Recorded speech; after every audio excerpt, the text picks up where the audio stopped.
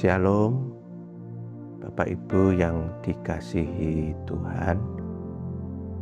Pada malam hari ini saya akan menyampaikan firman Tuhan dari kisah Naomi dan Rut.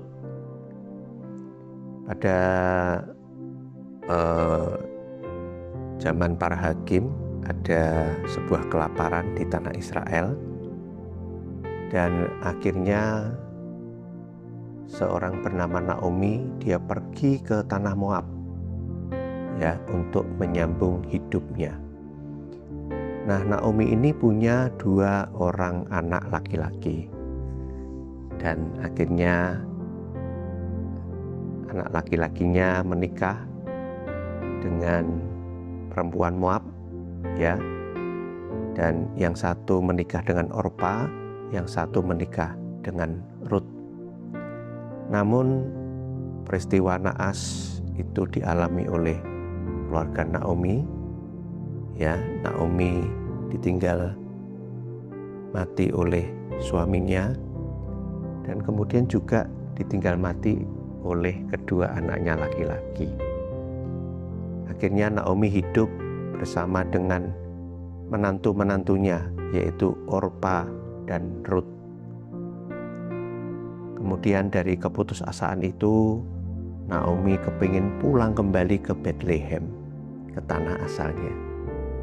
Dan Naomi menawarkan kepada menantunya, sudah, kamu kedua-duanya pulanglah ke rumah ayah ibumu. Kemudian singkat cerita, Orpa yang menjadi menantunya Naomi, dia pulang ke rumah ayah ibunya. Namun Rut ini tidak mau pulang. Dia kepingin mengikuti Naomi kembali ke Bethlehem. Dan di dalam Rut pasal 1 ayat 16 dikatakan demikian. Tetapi kata Rut, janganlah desak aku meninggalkan engkau dan pulang dengan tidak mengikuti engkau. Sebab kemana engkau pergi, ke situ jugalah aku pergi. Dan di mana engkau bermalam, di situ jugalah aku bermalam. Bangsamulah bangsaku, dan Allahmulah Allahku. Inilah yang menjadi perenungan kita.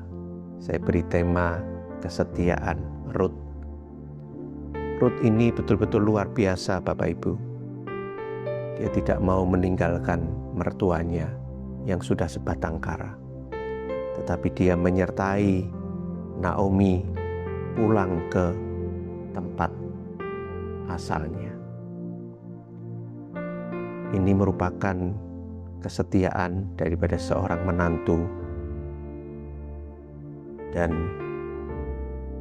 kita lihat bagaimana Rut ini betul-betul menyertai Naomi di dalam suka duka, di dalam kekurangan, dia tetap menyertai Naomi.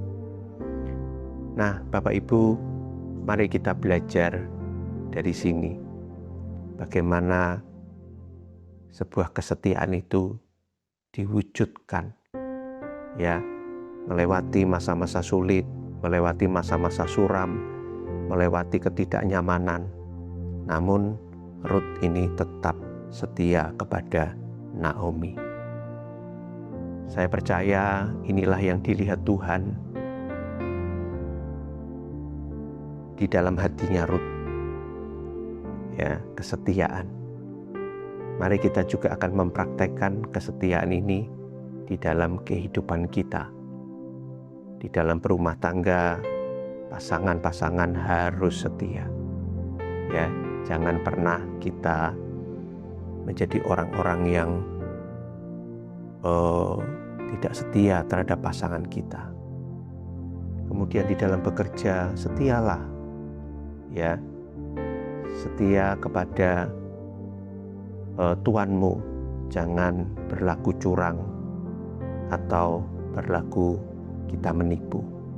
Tuhan tidak suka dengan perkara-perkara yang seperti itu.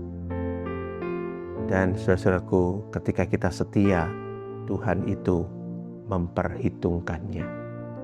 Akhir daripada kisah Rut ini menyatakan luar biasa. Rut akhirnya menikah dengan seorang bernama Boas, ya, dan melahirkan seorang anak bernama Obed. Obed ini adalah kakeknya Daud. Luar biasa bukan? Ya, dari kisah di mana Rut ini setia di dalam suka dan duka, dan akhirnya Tuhan memberkati kandungan Rut yang melahirkan seorang bernama Obed. Luar biasa.